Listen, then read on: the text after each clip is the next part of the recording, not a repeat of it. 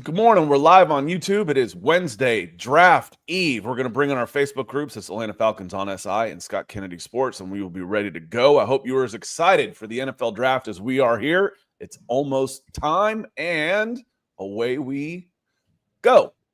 Welcome in, everybody. This is the Falcons Podcast. It is Wednesday morning. It is the eve of the NFL Draft, and if you don't already have mock draft fatigue, well, we're going to run another one for you.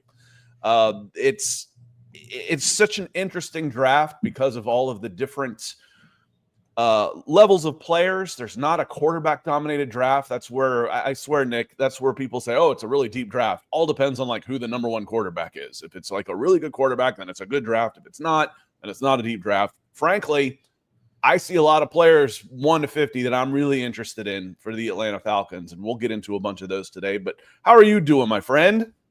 I am pretty tired. I was telling you earlier, we had an urgent care trip earlier this week, and Mills has not been sleeping that well, and I have a cold as well, so I need to re-up on my Ricola. I got my cherry ones right here. They don't go the best with coffee, so right now coffee is going to be the move, and if I start coughing, I'll jump on that. But, you know, I'm excited. The draft is here. Pete Traeger's mock is out. I think Daniel Jeremiah's comes out today or tomorrow as well, and it'll be fun. Yeah, it's going to be great. Yeah, I'm with you. Part of not having the top quarterbacks does make it a weaker class because the top talent doesn't get pushed down. Like last season, we had 6 quarterbacks go, which means there's 6 more slots of top prospects getting pushed down. But even still, I think there's lesser true first-round grades this year at the top. Like you're not getting like Jared Verse. If he was in this class, he's going top 10. Where did he go last year? 19. Like that's just Brian Thomas last year goes 18. He's going top 10 this year. So that's. I think that the real talent of this class is there's a lot of quality depth in the trenches. I think there's a good run on cornerbacks round 2. I think you got a decent crop of offensive tackle and interior offensive line. So it's not sexy. It's more the middle rounds of the draft. But this is still a draft where you can get some really important team builders. It just doesn't have the sizzle that a lot of classes have. Which is usually offensive skill, because there's no wide receiver I'm dying to have in this class, except Travis Hunter, maybe, he's kind of an anomaly.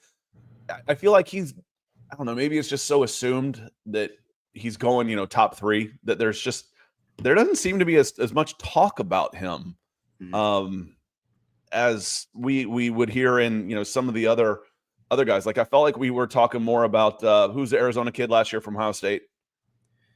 Marvin Harrison. Marvin Harrison Jr. Yeah, it felt like there was more talk about him being this generational thing than it's almost just assumed that's what it is with Harrison. But I'm really interested in the draft. But we go live, and I want to set the show for you a little bit. A couple things.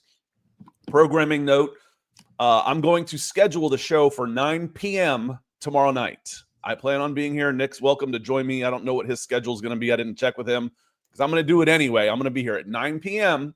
I'm going to check in here live, and we'll go all the way through the Falcons pick, react, maybe a couple picks after that, see how the show's going. But 9 p.m. So I'll schedule it tomorrow.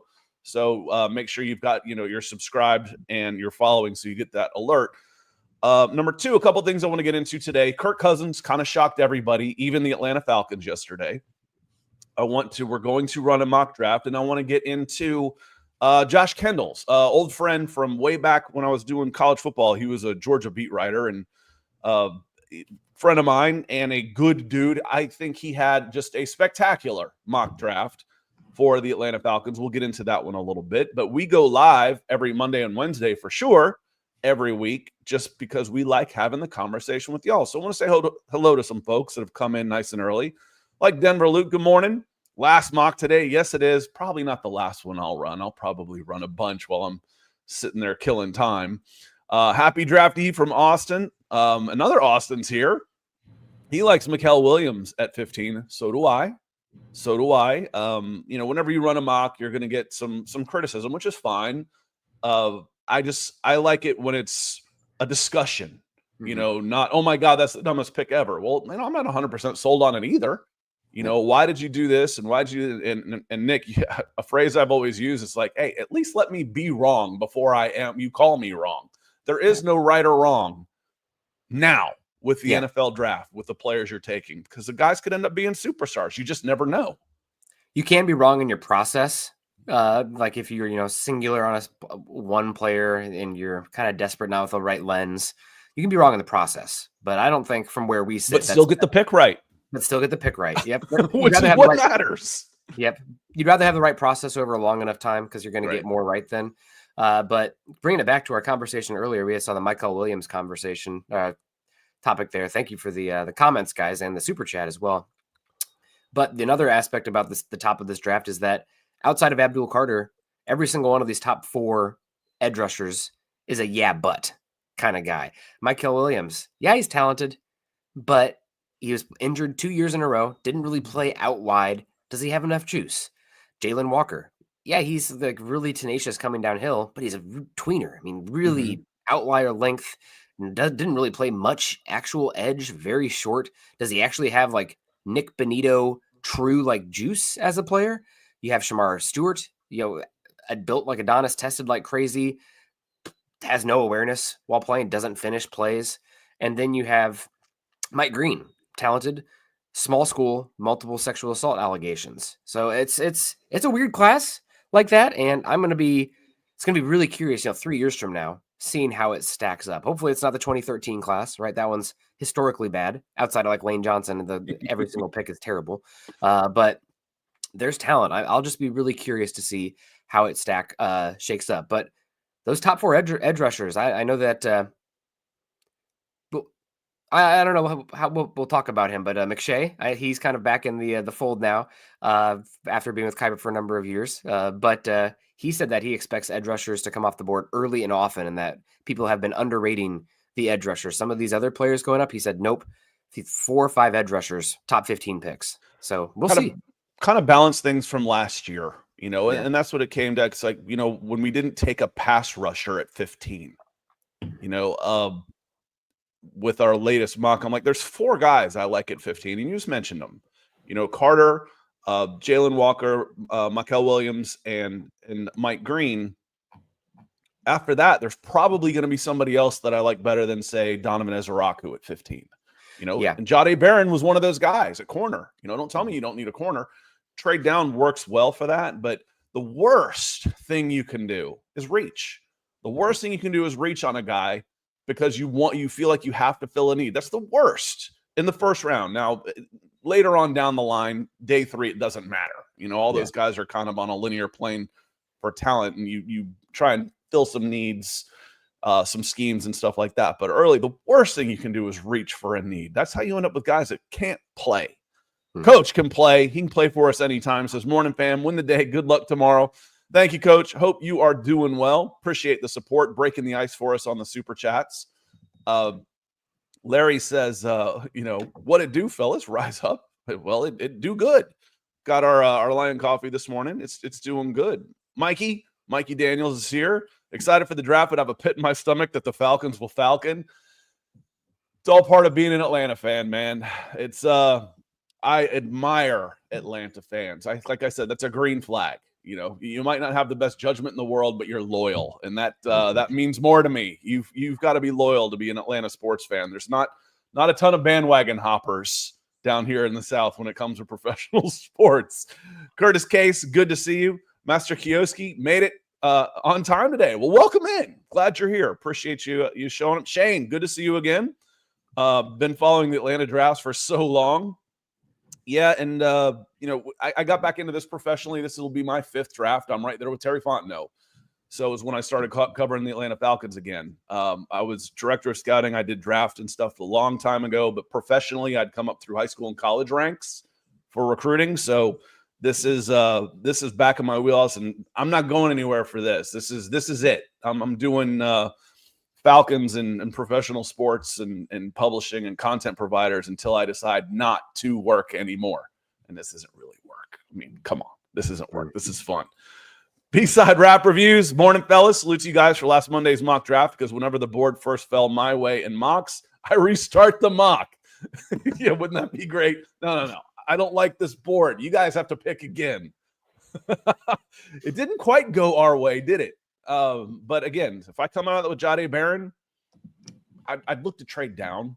I went from 15 to 16 by accident, but 15 wasn't a pass rusher that I was looking for. We love Jahdae Barron, Nick, Mhm. but I'm hoping one of those 4 edges is there to have that choice at least. And if not, then one of those interior pass rushers, Derek Harmon. Walter Nolan's getting a lot of steam right now, Scott. So we'll see. I think in Peter Schrager's mock, he had Walter Nolan coming off the board. Yeah, he did, before Mason Graham, who's been this perennial top 5 lock.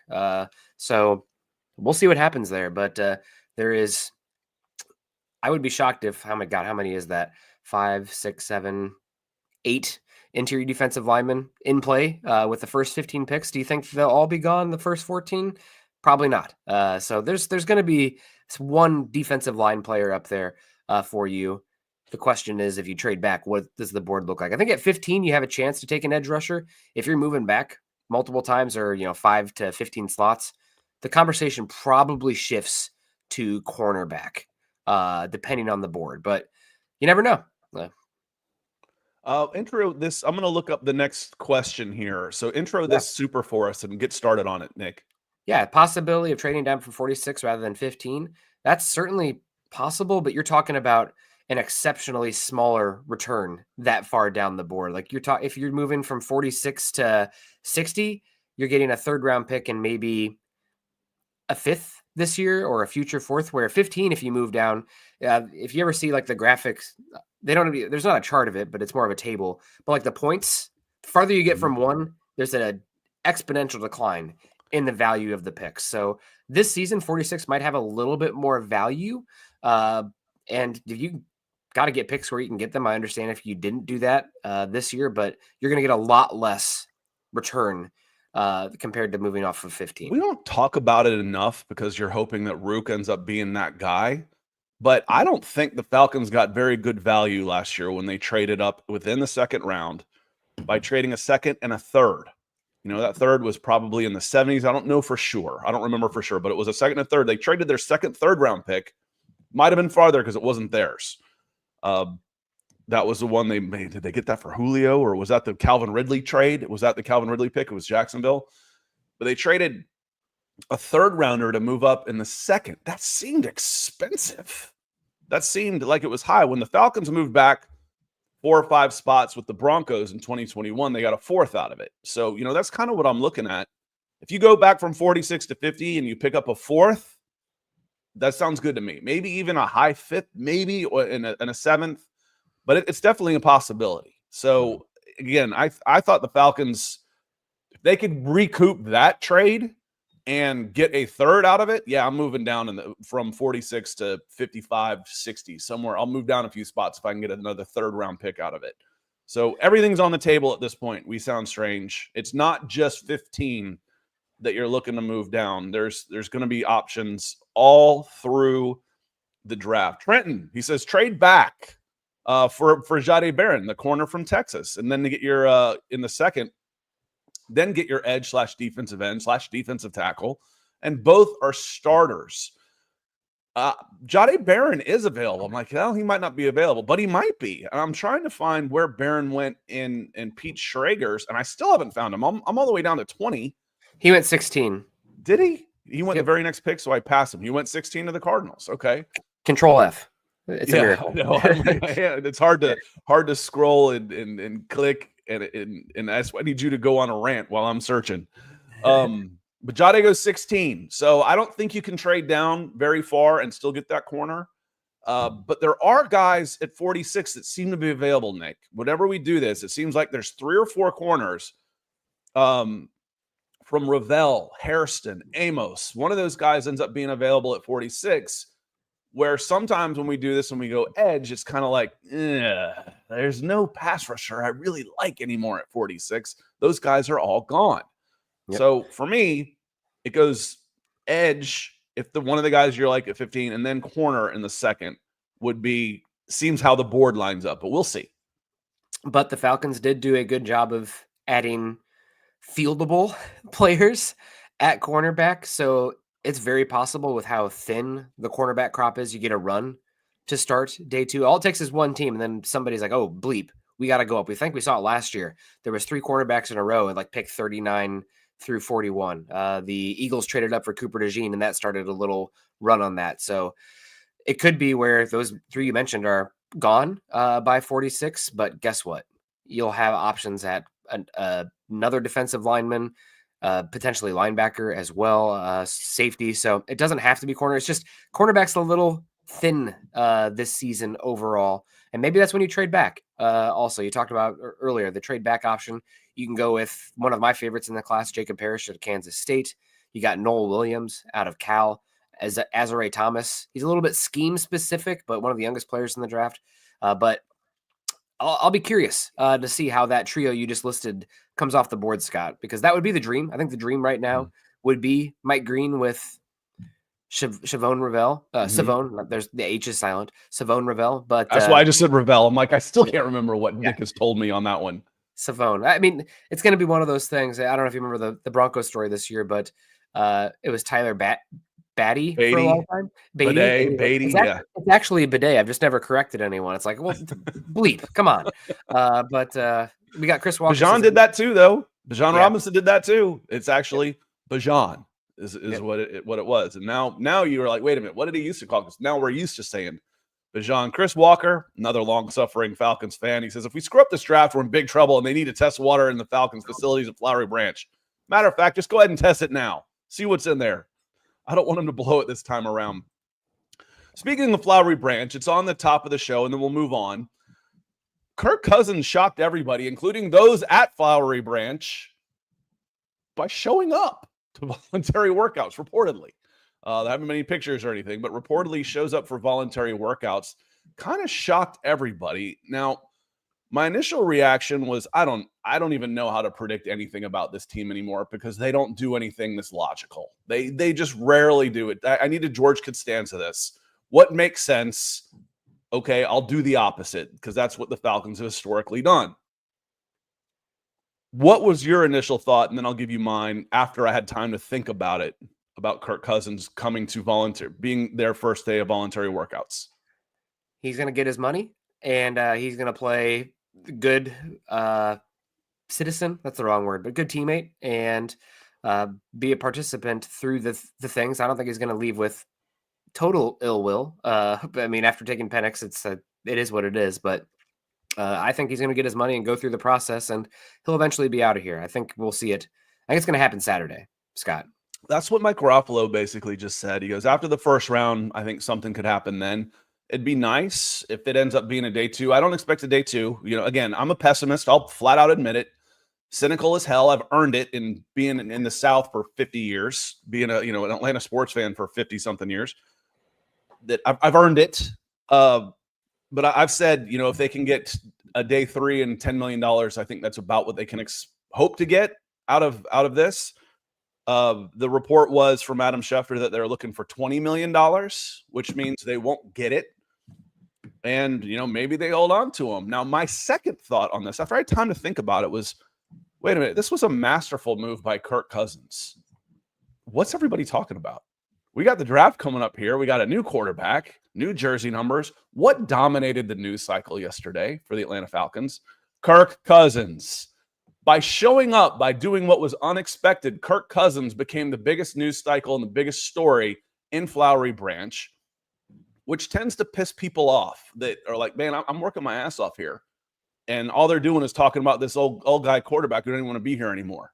That's, like I said, that's bad for team chemistry. It was a masterful stroke to become the distraction quickly that he's going to be if he's there.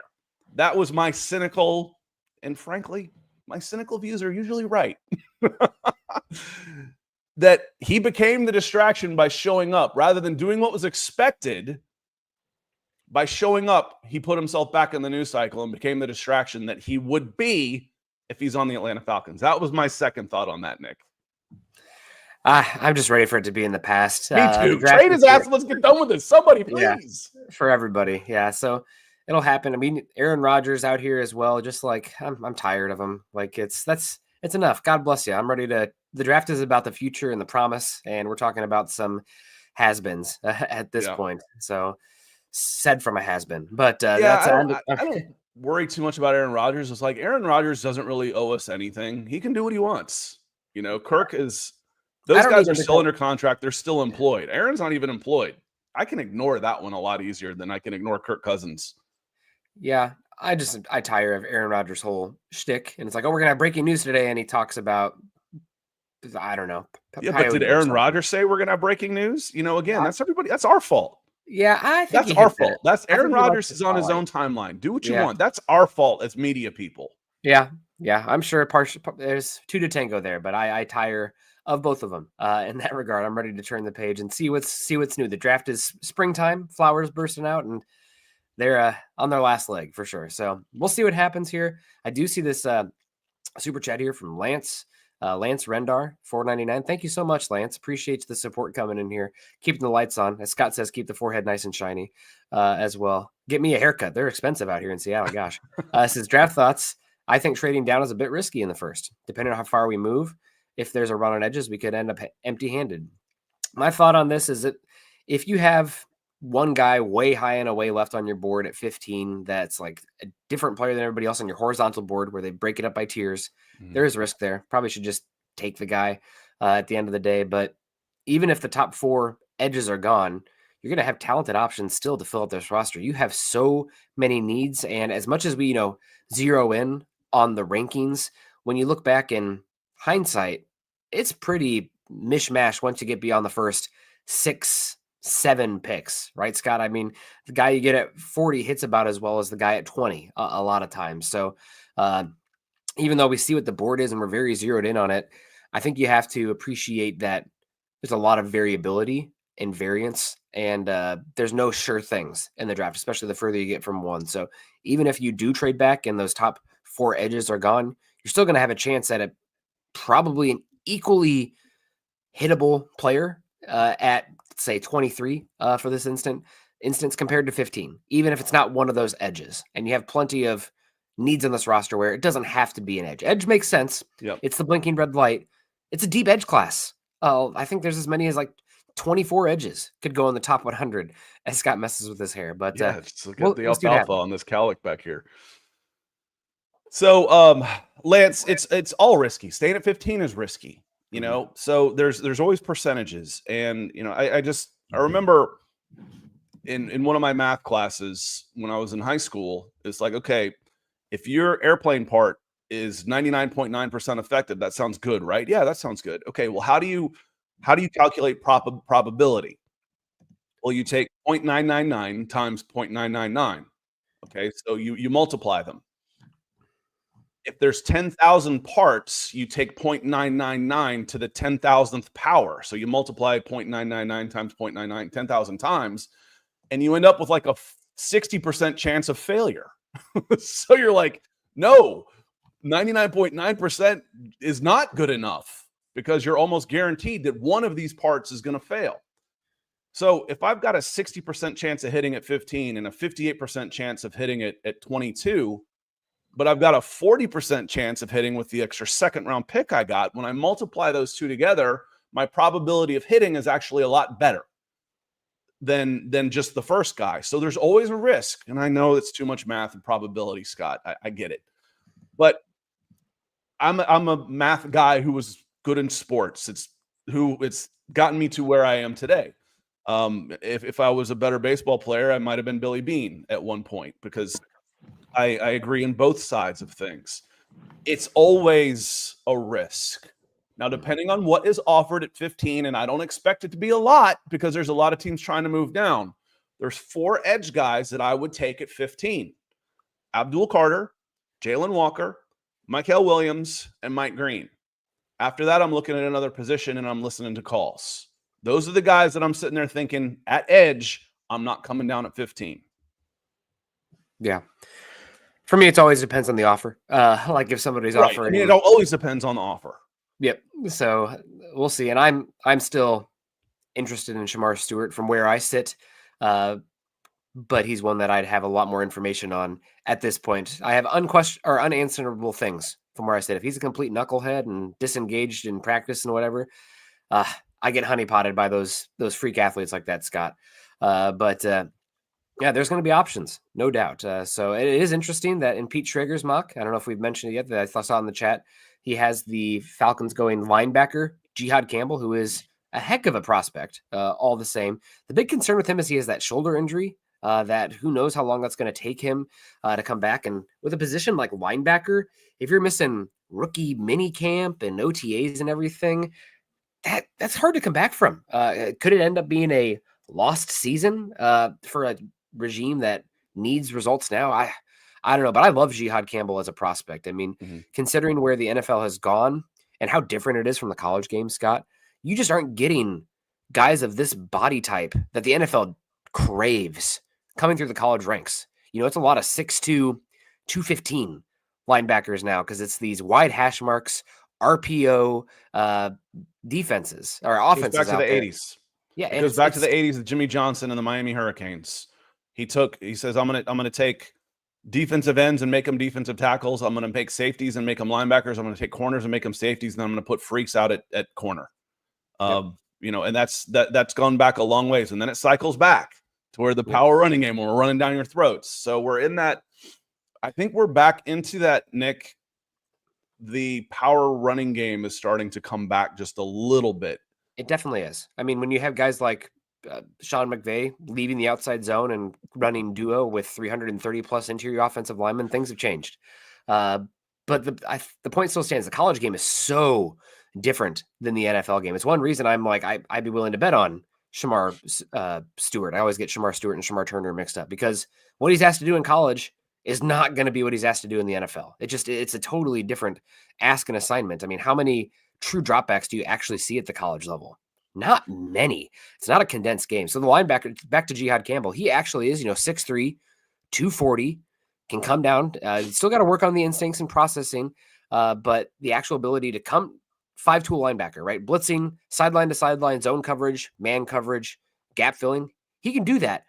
It's risky though, because again, you're evaluating him based on tape that doesn't exactly project to the NFL because the college game is so different. So I think it's rich for me, unless you're absolutely sold on the person because it's a hard projection because of the shoulder injury. I would have gone with Mike Green on this one, but gosh, he's about as good of a linebacker prospect as I can recall coming out for a while. From what I'm evaluating, Scott. Yeah, and for me, how I look at it is, okay, now you've got two Caden Ellises. Okay, the Falcons haven't really been able to use Caden Ellis the way they want to because Troy Anderson's been injured the whole time. Caden Ellis, when he attacks, he's Atlanta's best pass rusher. They want to clone him, and now I've got two of those guys on the field in Jalen Walker or Jihad Campbell that I can move up to edge. I can move up to mug linebacker right on the line of scrimmage that I can use as a blitzing, zone blitzes. I can use in so many different ways. That's how I see those two guys, and I'm okay with that. So Chad Reuter has had Campbell to the Falcons 3 times that he's been doing this. That's okay with me. It's not my favorite pick, but I'm all right with that. It's the Jared Wilson at number 46 when you don't have a third rounder that drives me crazy. I don't want a center at 46. You've got a center. You've got a jag safety. You got a bunch of retreads at cornerback. The defensive tackles are scary. I'd rather have 2 edges than a center and a linebacker. There's so many I don't have that I can't go for. I already have a center. He's okay. Ryan Nuzzel is okay. I'm not okay everywhere else. We don't ever do it, but just based on the value and looking at the roster, how would you feel about a wide receiver at 46? It's a sneaky need for this team, and I've put that in writing. This is a sneaky day 2 need. The problem is they don't have another day 2. Yep, but it should be dictated by the talent on the board. Like, let's say they are infatuated with Jalen Knoll out of Iowa State. Some people have him as like a low 1-2 kind of guy. So like in that 30 to 40 range. And if you want to run 11 personnel heavy, Sean McVay's got a little bit more multiple, but Zach Robinson, 11 personnel heavy. It's definitely something, and just the ROI too, right, Scott? Like, let's say Jalen Knoll ends up being a low-end wide receiver too. That's not bad return on value compared to what the contracts these guys are getting on the open market. So again, this Falcons team is far enough team building wise on the depth chart that, like, at the end of the day, we can focus on these positions and what their needs are, but it's really simple. They got to figure out how to draft the best players available, ranked based somewhat on need, but also by positional value, scarcity, what you can find in the open market, et cetera, et cetera. That's No, more important than position. if I'm looking at money, Nick, Ray McLeod had a career year last year. Is that going to be repeatable? We don't know for sure. You know, it is, or does he revert back to the norm? We don't know. Darnell Mooney had a great season last year, and can he carry it over? But he's on the last year of his guaranteed money, and Ray McLeod is a free agent. If you can get a guy at wide receiver, it wouldn't totally shock me. And I could get behind it. There's almost nothing they could do that I couldn't justify at 15. Yeah. You know, again, there's even tight end. Okay, well, they took Tyler Warren. Okay, that's fine, but you better move on from $11 million to Kyle Pitts and get a day 2 pick back out of it. You know, there's the only thing that would be totally, what the F are you doing other than like kicker? And someone, last time I said that, someone said, don't say that, Scott. Don't even put that out there. That's what it's like being a Falcons fan. Is quarterback. I mean, quarterback's like the only position that's really off the board for the Atlanta Falcons. But you know, if it went wide receiver, I'd swear it'd be the reincarnation of Thomas Dimitroff. He built teams like he was the agent for Matt Ryan in a 7v7 league. And with I've said with the changing of the overtime rules, who needs defense anyway? We'll just keep up and score, and we'll just keep scoring until they don't. We'll score. We'll just keep scoring.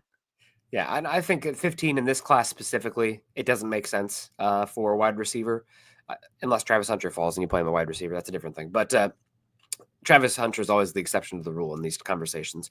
But at 15, it's just not the class for that. But day 2, there's a lot of talent at wide receiver, and it's something I don't think in any of the mocks we've done, because there's always been edge or defensive tackles, but they're going to have different views on players. So I just wanted to toss that out there, because we've talked about it a little bit, but wide receiver is definitely possible day 2, especially for Penix and the arm talent that he has. If you can, there's not a blade of grass that he can't hit, and getting some explosive playmakers at what's become not the second most valuable, not the second most important position, but the second most valuable position, Scott, because of the contracts. I mean, just follow the money. Wide receivers are getting more than edges now. It's crazy. But yeah, that's an area that at least I wanted to touch on before tomorrow. Yeah, and want to hit on the super coming in from Atlanta Boy 88. Appreciate you, AB. He says, went back and looked at some tape, and if Mikel is there at 15, I'd take him over Mike Green. I'm okay with that too. For me, it's just the Falcons just don't have any speed. Like, their most explosive pass rusher is Caden Ellis. Arnold Ebiketie is kind of in between. That's why he fell to the second round. And Mikel, for me, is more of a quicker Zach Harrison. He's an edge setting. Can he get off is he gonna blow by tackles on the edge, or is he a power guy who will also do some damage in the pass rush? Right now, I want somebody that's going to pin their ears back and get the damned quarterback. That's what I want most of all. Is that the best thing for the Falcons? Maybe not. They need to get better against the run first, as Nick has pointed out, and we've said first. And I think Mikel Williams is a much better fit to do something like that. So I would be thrilled with Mikel Williams. I'd probably be a little bit more nervous about Mike Green, but I think there's more upside there. I think your idea of I can get a 15 sack a year guy, out of Mike Green, where Mikel, I think, is going to be the steadier and better, the safer pick. And, well, if you want to go all upside, why don't you go Shamar Stewart? Because there's a line there. There's a line there. Mike Green had 17 sacks. Shamar Stewart had 1.5 a year. Yep. Yeah, and as far as Mikel goes, that Georgia defense is weird. He played a lot of 4-eye, where he's lined up on the inside shoulder of the offensive tackle.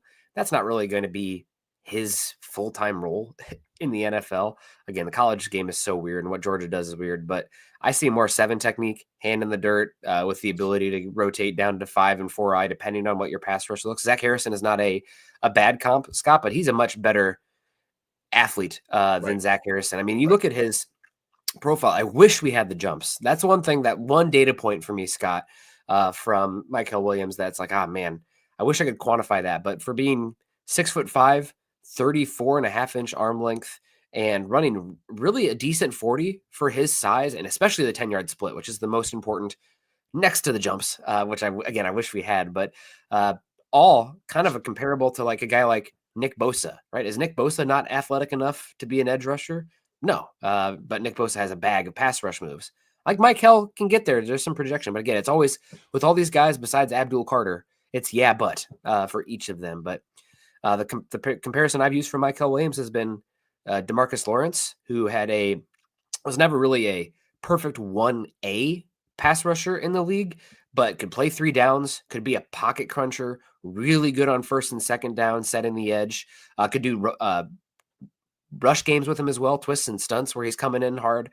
So Mike Hill is a great player, and the floor is so high, Scott, because he's going to come in day one. And I know it's not pass rush value, but coaches are going to love the fact that he's going to come in day one and offer top 15 in the league edge setting run defense. You just know you're going to get that from that profile. And as cliche as it sounds, the first off the bus, seeing these guys off the hoof on the field, like, do they look like an NFL player? Mike Hill passes that the look test with bells and whistles. Yeah, it's the first test. It's the look test, and he passes it.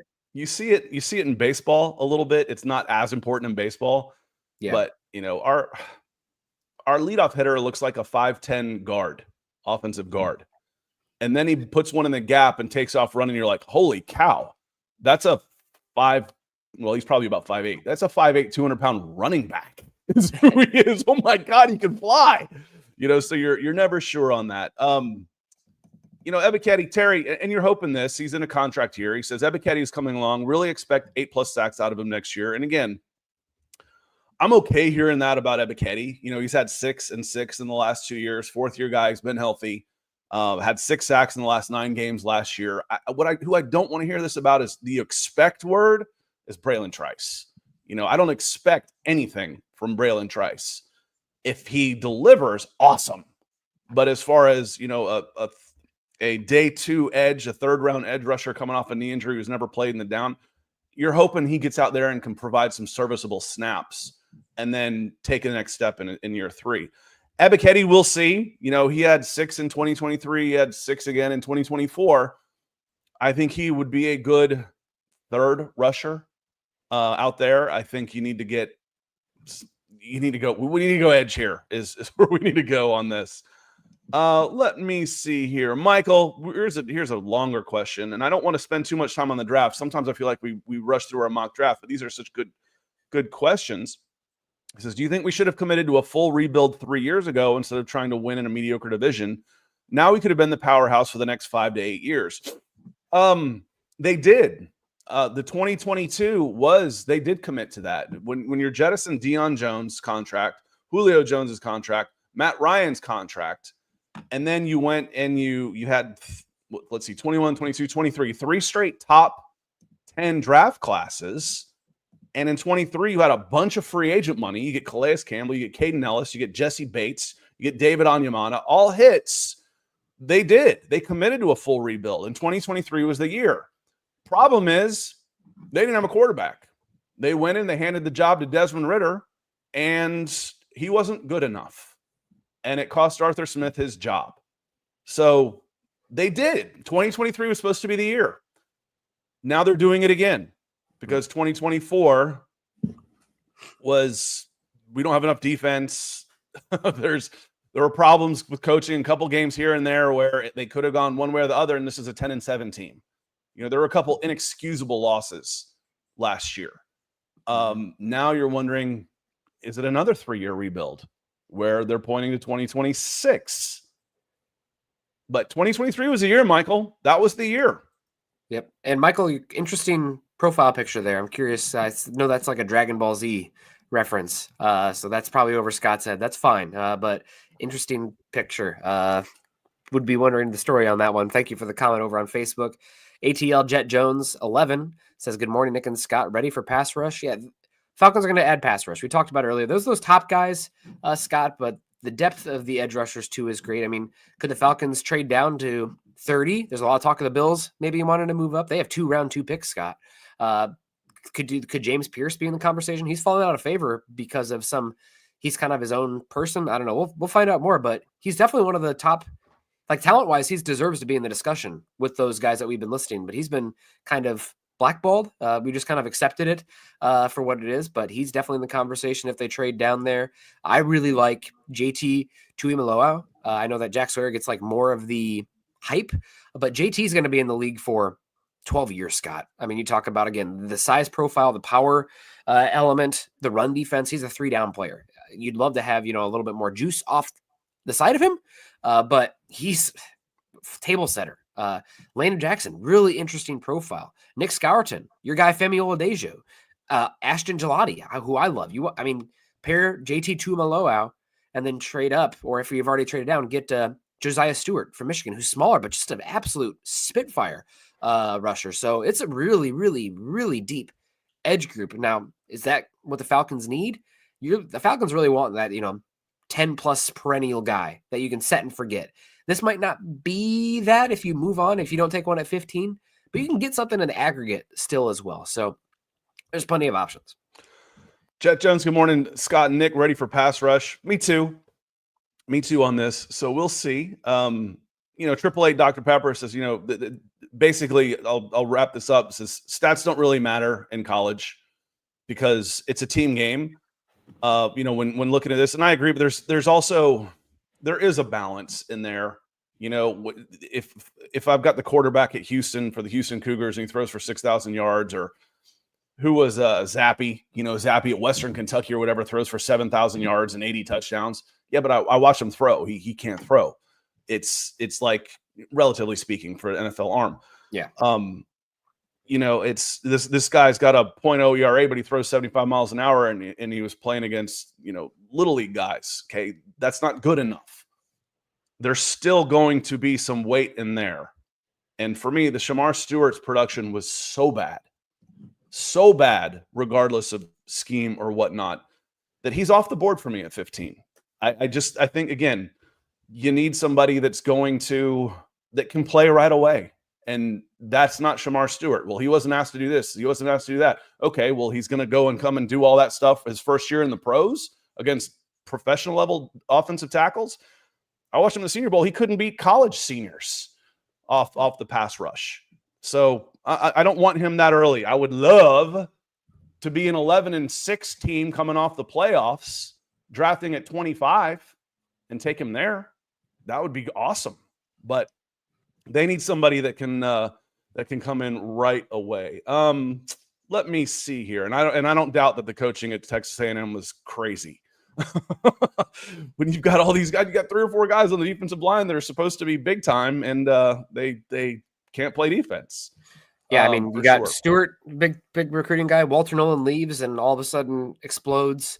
And you have Nick Scourton, who a lot of people thought was going to be a top 10 pick entering this year, and he kind of just disappears out there. So I don't know what's going on with Galco. Is that who's out there at Texas A&M now? I can't remember. Not Bowden. Fisher's out, but I don't know. Texas A&M, a lot of talent, but talent doesn't get it done. My big thing about college football, Sky, look at all these teams with all this talent. I think the great equalizer is the offensive line, right? Like you have all these programs. How often are you seeing first-round picks and just drafted players coming out of Texas A&M, Florida, Tennessee across the offensive line? Well, all this talent in the world, edges, running back, defense, can't develop the offensive lineman. So that's a big one. Nick's KN, what would be our worst case scenario at 15? I need to be prepared. Quarterback, kicker, interior lineman. Jared Wilson, 15. Yeah, interior lineman, guard, center. Yeah. Other than that, I can make an argument for basically any player that can be taken. And again, I rarely say that was the wrong player as far as that guy's not good enough, because you never know. You never know. They could pick a guy that nobody's talking about, and he could end up being a superstar. I'll wait and see. Like I said before, wait. I'll at least let you be wrong before I say you're wrong. Now I'll discuss who I would have taken, and then we'll wait and see. Or the misallocation of resources. When you spend $100 million, when you spend 2 years of salary cap on a quarterback and then draft a redshirting draft class, that's a misallocation of resources. But as far as players go, we'll see. I can make you can take safety, corner, linebacker, edge, defensive tackle, wide receiver, tight end. I don't expect him to take a running back, so let's throw a running back in there. Running back. Anybody else at 15 should come in and play right away. And that's what Terry said. He was typing this up as I said it. If we took a running back at 15, I'd move out of Atlanta. Yeah, I actually wrote that up, and my best friend texted me about, there's a good running back class, and, looking at one of the running backs, and I actually typed back like a fake Terry Fontenot response, which was, well, we want to stay good at running back. We know it's a short shelf life, so we've got these stacked up. So when Bijan Robinson, when he eventually slows down, we've got a plug and play guy right away. It's like, oh goodness, that sounds familiar. But are you ready to do a mock draft? Yeah, that sounds good to me. And Atlanta Boy asked about Arian Smith, one of the fastest players in the draft, but absolutely no hands from Georgia. How do I feel about Arian Smith on these mocks, AB? I was going to say, how do I feel about Arian Smith if he falls to the 3rd? I feel the same about him in the 6th or 7th. So somebody that I don't expect him to go in the top 100 for sure. So if he's there, he might even be a UDFA. I would bet he's closer to the not being drafted than he is 100 overall. But speed kills, so you never know. Penix was a good pick. Again, I we can go back. I've been saying this since it happened, since the draft. Signing Kirk Cousins was stupid. It was dumb. If you wanted to go quarterback, and I absolutely wholeheartedly agreed with going quarterback last draft. I mean, prior to getting Kirk Cousins. Yeah. Then signing Kirk Cousins was dumb. If you had any inkling that you wanted to go quarterback in the draft, you never should have signed Kirk Cousins and blown 2 years of your salary cap. It was stupid. And it blew up in their faces. So there we go. People said Ritter was a good pick prior to his second season. The 3rd round pick, though, Ritter wasn't a bad pick. You get a backup quarterback out of it. That's what 3rd rounders do. Handing him the job with no competition in his second year without playing him in the preseason, much in the preseason, or playing him at all his first year, that was bad roster management. But Ritter wasn't a bad pick. 3rd round. He was a 3rd round guy at a quarterback. Yep. Those guys end up being backups at best. I did a look at this one time, Nick, and it was like there's one 3rd round quarterback in like the last 10 years that has become a decent starter. Man, I'm trying to think of who it could even be. There's been a number of 2nd rounders, some 4th rounders too, but I cannot think of a 3rd rounder who went on to be something in the recent history. So yeah, and I don't remember exactly what it was, but I was like, these guys don't end up. If you're not taking the odds of hitting on a quarterback beyond the 1st rounder, they're low. They're out there, but you got to filter through a bunch of guys to get the right one. Yep. You ready to go on this one? Oh, and real quick, what I wanted to say, Nick, Josh Kendall, he had an awesome mock draft. He had the Falcons trading down twice from 15 to 17 and then 17 to 22. And in doing so, they picked up 55 a second, and they picked up 81 a third, and they also gave up their 4th. So you move from 17 to 22, pick up a second, a third, lose your 4th. And that to me was just an awesome mock draft. Would love to see it. And Joe, like I've said a zillion times, with a small enough sample size, I'll prove any point you want. I should be looking at Walmart for bag boys to go find my Super Bowl MVP quarterback. Why would I even draft a guy? So it's again, it's all about probability. Let me go here. We'll hit start. And Abdul Carter's still there. No, I'm not trading futures. I'm not trading a 4th and a 5th. Oh, next year's round 1 to come out of the 1st? Nope, not doing that either. I need my picks this year. Shedeur Sanders is there. There's Ted McMillan, Jahdae Barron, Colston Loveland, Matthew Golden, Jihad Campbell, Malachi Starks, Derek Harmon. Again, those 4 edge guys are gone. Mm-hmm. This might be more realistic. Where do I find in here to see who has been taken? Drafted players show. I don't know if there's a scroll up top or something that you can see. Jalen Walker at 9. Mikael Williams at 14. Mike Green was taken before us. So is Shamar Stewart. Was he? Okay. So five Yep. edges went in the first 14 picks. Yep. If you're doing this again, there's Jahdae Barron again. There's Colston Loveland, and then we go down to Matthew Golden. The next guys, there's Jihad Campbell again. I'd be okay with Jihad Campbell. I'd be okay with Jahdae Barron. I would be okay with Derek Harmon. And like I said, I could make an argument for one of the wide receivers and even a tight end if you're trading Kyle Pitts. Yeah, I could see a number of teams wanting to call and trade up here to come get somebody, especially because I don't think the amount of it sounds like the trades are not going to be like what they typically are. It's 70 cents on the dollar per Aaron Schultz. So maybe the Broncos coming up to try to get Colston Loveland here. Could Pierce last until 43? If he does, there's some issues, but possible. For me, Scott, it comes down to the two defensive tackles. It's either Walter Nolan or Derek Harmon. Derek Harmon's a little bit more versatile, but he apparently does have a medical red flag. Walter Nolan's interesting. He's got his. How big is Nolan? What was that? How big is Nolan? He is 297, 6'4", with 33 plus arm length. He is a slanting, penetrating. He's not going to be your nose. There's noses later. But as far as the actual like quick twitch, like if you put together his 15 best pass rush reps out of any defensive players in the class, Scott, I think he's probably second behind Abdul Carter. It's just like it's not down to down consistent, but God bless, the ceiling is so high for him. So if you want a little bit more versatility, upside, medical red flag, question marks, it's probably Harmon there. But man, Nolan's got absolute juice. And he's getting some guy, real right? buzz. I mean, Harmon's a little bit bigger. Mm-hmm. Yep. Harmon's size here. Harmon's 6'5", 315. Nolan's 6'4", 300. If you want, again, I've got that guy in Rook, and maybe in a 4-3, I'm okay there. It depends what you want. Either of them would be good, and you rotate defensive linemen. I'm not really worried about Rook blocking anybody because you're going to be able to get a. Yeah, and there's Kenneth Grant, as Smooth says. There's Kenneth Grant. Yeah, I have a harder time with Grant because he didn't test like a freak. You have to be like an unbelievable athlete for me to justify a nose tackle in the top 15, like give a 6+ sack a year guy. I don't know if Grant has that level of juice. So it's Nolan or Harmon to me.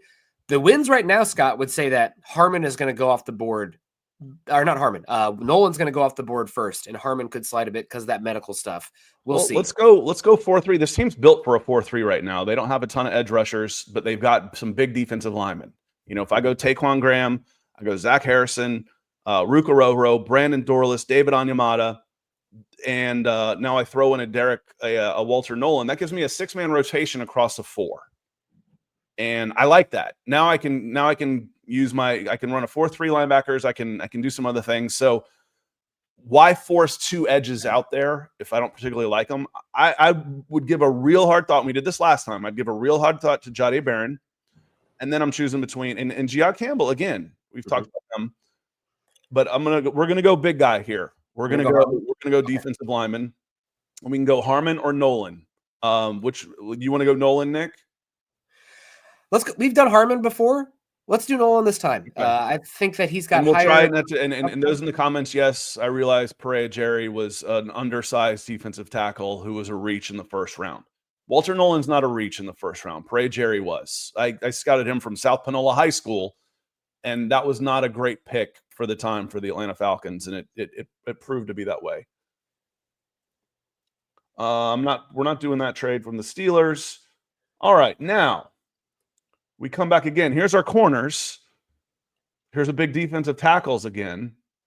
My edges. I'm not a fan of Landon Jackson. Princely's okay. Sawyer, I don't know as much about. I like Double O a lot. I like Braden Swinson a lot too. He's somebody we've gone with O a lot. Swinson, though, he's one of the youngest players in the class. If you talk about that pure like juice kind of guy, he's more of that finesse edge rusher. So, I mean, he's up there. If you want a nose tackle, we just took a 3 technique. I think that Tyleik Williams is still a viable option here as well. We could really double tip. My corners also. Defensive tackle. Let's see the cornerback board. Benjamin Morrison is the best of that bunch. And he's scary because he's had 2 surgeries on the same hip. Yeah, so we can take him off of there. Yeah, I mean, for me, it's probably Tyreek Williams is my highest player on the board here. they're going back to back DL. See, that's the problem with going DL early. It's like I like the DL better than some of the other positions as I get into the day two. I don't honestly, Scott. I do not care if you're doubling up. The other one for me here would probably be Braden Swinson. I think he is going higher than a lot of people expect. Let me see where Dane has him on his top big board here. Let's go He has edge him a here. little I know later. it's getting kind of late. Let's Yeah. go edge on this one. Again, best player, I'd probably go DL again. Yeah. So there's other ways to go with this. Let's go with an edge on this one. I like Swinson. So Double O's a good player. Darius Alexander's a really good player too. Yep. When are we on the clock here? We're not on the clock already. Now there we go. It kind of paused for a moment. Yeah, and I would not be against doubling up on defensive tackle though, by any means. No, I'm not either. Again, that starts to look the most scary, you know. And trying pies, I love that name. Why is Onyemata still on the team with his cap number and declining talent? Should have dumped him and kept Grady. Yeah, the Saint kept the Saint. That would be a really ugly way of looking at it. But again, I think they asked to redo Grady Jarrett's contract, and they offered him about half the guaranteed money that he had on the board from Chicago, and he said, "Pound sand, cut me," and they did. And now he got 2x the guaranteed money. Did take a pay cut, but got double the guaranteed money. Now he's a Chicago Bear. Yeah, Kyle Kennard's okay. I like Austin Gelati. I know you do. Speaking of double up on edge, you know, since we didn't go edge in the first, it's not a bad time to double up now, and maybe we can get one out of the two. Going back to that probability thing. Yep. Let's do it that way. You know, now maybe I'm hoping to get one player, and if I get two players, great. But I'm hoping that one of these two guys ends up being the dude as we get to the seventh round, and then we're just kind of looking for, you know, special teams guys or somebody. Again, this is where you take a shot at Arian Smith. Yep. You know, what do you think about Arian Smith? He'll probably be on the board. Yeah, he's got crazy speed, and maybe something. You know, maybe the lights come on from him. He looked great at the Senior Bowl. He had one of the best catches there, because a lot of the people said, "Oh, now he's catching." I got that in the comments a lot when I posted that. Cornerback, I like Upton Stout. Yep. I cannot tell you about Cone. We'll go with our corner there. Q Robinson, another edge that I like down here. I like Hunter Waller. Justin Wally. Let's go with Justin Wally. You like Hunter Waller? We could go with a safety. Could absolutely use a safety there, and those guys make good special teams guys. Let's close it out with him. Let's close it out with a safety. I like Shamar James a lot. He's a really good coverage linebacker out of Florida. Hey, let's add James. I think special teams at worst, one of the youngest players in the class, and he's a great player. He is a great football player. Great value. Yeah. So we went all defense, DL, two edges, corner, and then, you know, we went front five with our first three picks, and then secondary, you know, back seven on our last two. Again, do you get your top edge? But if the board goes that way and the edges go early. Trade back 5 edges, 6 edges went before we picked. It might have been 6. It was because Shamar Stewart was gone too. So and I've said there's 4 that I like, and Stewart was another one that was gone. So there's at least 5 that were gone before we even picked. Yep, you know, so then it's like, well, you got to go pass rusher. I'm not sure where Ezraku went. He went later. And yeah, I got to be honest. Do I want him at 15? Not really. Yeah. Not really. I'd like him later. I'd like to get him in the back end of the first. That's a trade down guy, like Josh Kendall did. Josh Kendall got him at 22 and also picked up a second and third in the trade down. Yes, please. I'd take that in a heartbeat. Yep. Maurice Bosey says, I like Keandre Lambert-Smith. Where do you think he goes? I think he's a riser. At the beginning of this process, he was down in the 200s here. He is a productive guy, and then he went out and ran, I think, 4.39 at the combine. So I love Keandre Lambert-Smith. He reminds me of a Terrence Mathis type. He just gets open and just makes plays. I love him. And he'll fall a little bit because of traits, I guess, but he's plenty big and he's plenty fast. So I think he's great. I think he's great. And JB, yeah, there were 5 guys that went before the Falcons were on the board in this list. I've said there's 4 that I would take at 15. All 4 of those were gone. Stewart was gone. And again, just because, I'm not going to shillelagh the Falcons if they take Shamar Stewart. There's valid reasons to take Shamar Stewart. There are. He's not my preference just because his production is so bad that I think he's going to need at least a year to become even a serviceable NFL player. I don't think you can afford that. And then there's no guarantee, obviously, that he ever will be. But there's reasons to love Shamar Stewart. There absolutely are.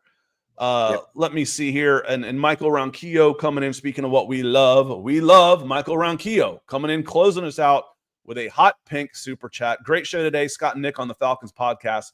The NFL is finally here tomorrow on Thursday. Yes, it is. And we're glad you are here with us. Remember, we will be back.